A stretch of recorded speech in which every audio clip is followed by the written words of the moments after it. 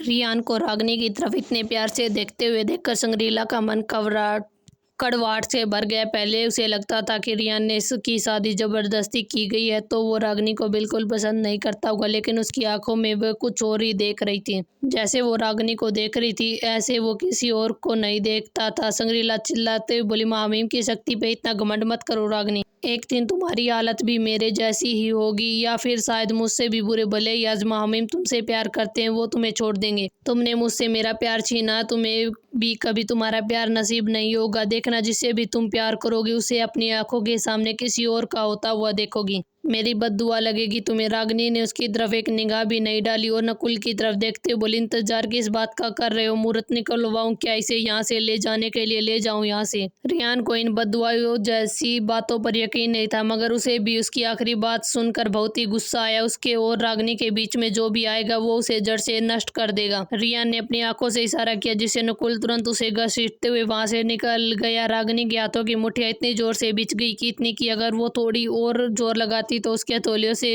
हड्डियां टूट जाती। उसके हाथ जो जख्मी था उससे खून भी निकलने लगा, मगर रागनी को तो ज्यादा दर्द ही महसूस नहीं हो रहा था। भले ही रागनी ने ये दिखाया, लेकिन संग्रीला की आखिरी बातें सुनकर उसके पुराने जख्म कुरेद दिए गए थे। वक्त के साथ उसने उस हादसे को भुला दिया था, मगर उसकी बातों ने आज वे यादें फिर से ताजा कर दी। रियान की नज़र रागनी की सूक्ष्म अभिव्यक्ति से नहीं बची। भले ही रागनी की आंखों में एक अजीब सा भाव सिर्फ एक ही पल के आया, मगर उसकी नज़र से वो भी नहीं बच चुका। उसकी आंखों में दुख, निराशा और नफरत तीनों का मिला जुला भाव था। रागनी ने पल ही में अपनी आंखों के भाव को छुपा बोली, महामहिम हो सके तो मेरे यहाँ आने की बात फिलहाल गुप्त ही रखी जाए। मैं नहीं चाहती मेरे ऊपर लोग अनावश्यक ध्यान दे। रियान ने अपनी गहरी और मनमोहक आवाज में सिर्फ हम कर दिया। रागनी कमरे से बाहर जाते हुए बोली, तो ठीक है, मैं थोड़ी देर के लिए आराम करना चाहती हूँ। रात होते ही रुहानिका वापस आ गई और मैं वापस अपने महल चली गई और अपनी बात पूरी करके रागनी वहां से चली गई। रियान जाते हुए बस उसकी पीठ को देखता ही रह गया। वह उसे रोकना चाहता था, मगर उसके गले में जैसे शब्द ही नहीं निकले। रागनी ने कमरे में जाने के बाद दरवाजा बंद कर लेती है। उसके चेहरे पर कोई भाव नजर नहीं आ रहे थे। वो बस शांति से खिड़की से आ रही ठंडी हवा को अपने चेहरे पर महसूस कर रही थी। न जाने इस वक्त वो क्या सोच रही थी। तभी उसे कुछ महसूस हुआ। वो अपनी अंगूठी की दुनिया में चली गई। वहां का माहौल उसे हरा भरा महसूस हो रहा था। उसे वहां का छोटा ड्रैगन और छोटी गिलहरी नजर नहीं आई। वो थोड़ी और आगे बढ़ी तो उसे दिशा में एक अजीब सी शक्ति महसूस हुई। जब वो उस दिशा में आगे बढ़ी तो वहां एक झरना नजर आया। उस झरने का पानी तालाब में गिर रहा था और उसके बगल में एक छोटा सा सफेद ड्रैगन सो रहा था। उसका पेट फूला हुआ था, जैसे उसने खूब सारा पानी पी लिया और अब उसे पचा रहा हो। छोटी गिलहरी अभी भी उस झरने में कूद रही थी। रागिनी ने महसूस किया उन दोनों जानवरों की शक्ति अप्रत्याशित रूप से बढ़ गई। उसे उस पानी से ही वो अजीब सी शक्ति महसूस हो रही थी। वो पास गई और पानी में अपना हाथ डाला। उसके हाथ का वो जख्म था वो ठीक हो गया, जो संग्रीला से लड़ते हुए लगातार रुहानिका ने अपनी शक्तियों के दबाव से, मगर पूरी तरह से वह ठीक नहीं हुआ था। अभी उसके हाथ बीचने से फिर से खून धीरे धीरे रिसने लगा था। रागिनी तुरंत उसे पहचान की। दिव्य आध्यात्मिक जल बाहर की दुनिया में एक कप जितना दिव्य आध्यात्मिक जल कई हजार सोने के सिक्कों का मिलेगा, मगर यहाँ तो इसका पूरा का पूरा झरना ही था। रागिनी ने इस जगह को पहले कभी नहीं देखा था। ये झरना यहाँ नहीं था, फिर कहाँ से आया? इससे पहले कि वो आगे कुछ समझ पाती तभी उसे एक आवाज़ सुनाई दी, मालकिन मालकिन। रागिनी किसी और आवाज़ सुनकर तुरंत 2 कदम पीछे हो गई। उसने आसपास नजरें घुमाई पर उसे वहां पर कोई नहीं मिला। रे मालकिन, इधर नीचे देखो, मैं यहाँ पर। रागिनी के पैरों के पास छोटी सी गिलहरी खड़ी थी। रागिनी उसे देखकर अकलाते हुए बोली, तुम इंसानी भाषा बोल सकती हो? हाँ मालकिन, मैं बोल सकती हूँ, गिलहरी ने चहकते हुए जवाब दिया। तो तुम हमेशा ची ची ची क्यों करती रहती थी? पहले कभी कुछ क्यों नहीं बोला?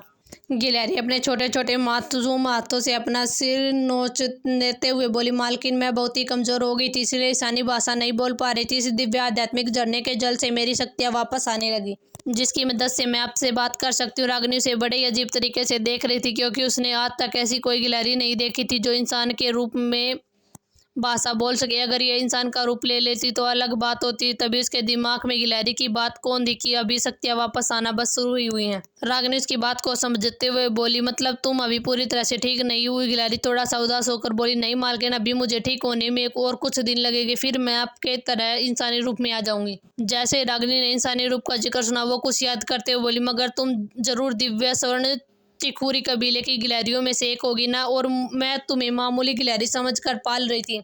मुझे ये पहले क्यों नहीं समझ आया? फिर तो तुम्हारा कुछ नाम भी होगा। अच्छा हुआ मैंने तुम्हारा नाम रखने की मेहनत नहीं की। छोटी गिलहरी उत्साहित होते हुए बोली, अपने बिल्कुल सही समझा मालकिन, मैं दिव्य स्वर्ण चिखूरी कबीले की गिलहरी हूँ, लेकिन मैं बहुत ही पहले कबीला छोड़ चुकी हूँ और मेरा नाम रिमझिम है।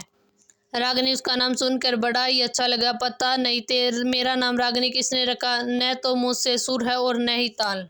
रिमझिम तो रागिनी की तारीफ सुनकर खुशी से उछलने लगी। रागिनी उसकी उछल कूद रोकते हुए बोली, जब तुम बोल सकती हो तो बताओ तुम कहाँ से आई हो और मुझे मालकिन क्यों कह रही हो? तुम मेरे बारे में मुझसे ज़्यादा जानती हो, बताओ अब मुझे। रिमझिम शांत होकर बोली, मालकिन आप कितना सवाल पूछती हैं, आप सांस तो ले लीजिए, मैं कहीं भागी थोड़ी ना जा रही हूँ। अब आपकी माँ आपसे भी छोटी थी, तब मैं उन्हें मिली थी, उन्होंने ही मुझे पाल पोस कर बड़ा किया था, इसलिए वो मेरी असली मालकिन है और उन्हें बाद आपके बाद मेरी मालकिन आप हुई। बस इसलिए मैं आपको मालकिन कह रही हूँ। जब आप पैदा हुई थी तो उन्होंने आपको मुझे सौंप दिया था ताकि मैं आपको दूर ले जा सकूँ। मेरी माँ कौन है रिमझिम? क्या वो मुझे पसंद नहीं करती थी? उन्होंने मुझे खुद से दूर क्यों किया? ये पूछते वक्त उसकी आंखों में अनकहा डर था। एक बार फिर अपनी माँ के त्यागे जाने का कही रिमझिम हाँ ने बोल दे। रागिनी की बात सुनकर रिमझिम चुप हो गई।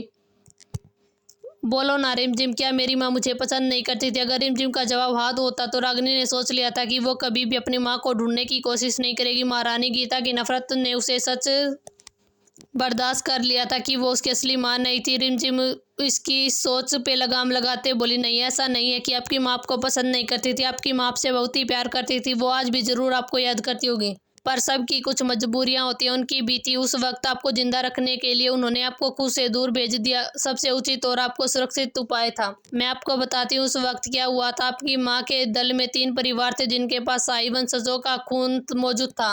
आपकी माँ भी उन्हीं शाही वंशजों की एक बेटी थी। शुरुआत में सब सही था, लेकिन जैसे जैसे आपकी माँ बड़ी हुई उनकी प्रतिभा ने सबको ध्यान खींचना शुरू कर दिया। वो एक अद्भुत प्रतिभा थी। उसकी काबिलियत के मुकाबले का दल में के आसपास के दल के साम्राज्य का हॉल में भी कोई नहीं था। इसी से धीरे धीरे बाकी 2 शाही परिवारों में जलन बढ़ने लगी। अगर सब ऐसा ही चलता रहा तो इनके आगे की रिमझिम कुछ बोल पाती। उसके दिमाग में एक पहचानी सी ध्वनि गूंजी, बस करो रिमझिम, मुझसे सारी बात आज ही बता दोगी। गलती कर दी मैंने, वो दिव्य आध्यात्मिक झरने का सील हटा के दीदी की इतने सालों की मेहनत एक पल में बर्बाद करना चाहती हो क्या तुम? अगर ये बात रागिनी ने जानने के लिए ज़रूरी होती तो मैं खुद उसके सामने आके नहीं बताती। जब सही वक्त होगा तो मैं इतनी काबिल होऊंगी कि हमारी मदद कर सके, मैं खुद सामने से उसे बताऊंगी। अभी वो उसकी मुसीबतें बढ़ाने के अलावा कुछ नहीं करेगी, इसलिए फिलहाल अपना मुंह बंद रखो। अब वरना मैं तुम्हारा मुंह बंद करने के लिए दूसरे तरीके से आजमा सकती हूँ। इन सालों में मेरी याददाश्त गायब करने की काबिलियत और भी अच्छी हो गई है, चाहे तुम आजमा कर देख लो। तुम्हारी याददाश्त गायब करने के लिए मुझे 1 सेकंड नहीं लगेगा। मायावी ने जाने से पहले अपनी एक आखिरी आंसर रिमझिम के दिमाग में छोड़ा था, क्योंकि उसे पहले से ही अंदाजा था कि शायद वो अपने बड़बोले अंदाज में रागिनी को सब कुछ बताना शुरू कर देगी। रागिनी बड़े गौर से उसकी बात सुन रही थी, मगर रिमझिम के अचानक चुप हो जाने से क्या रिमझिम आगे बोली, फिर क्या हुआ? रिमझिम मन में मायावी के अंश से बात करते हुए बोले, अरे अरे नहीं मायावी, ऐसे मत करना, मैं तुम्हें भी भूल जाऊंगी। रिमझिम रागिनी के सामने दयनीय चेहरा बना के बोली, मालकिन आगे क्या हुआ वो तो मैं पता नहीं कैसे भूल गई, मुझे याद नहीं आ रहा। रागिनी आइज रोल करते हुए बोली, क्या? अगर आपको मेरी ये कहानी पसंद आए तो कृपया करके लाइक करें, सब्सक्राइब करें और कमेंट करना न भूलें। धन्यवाद।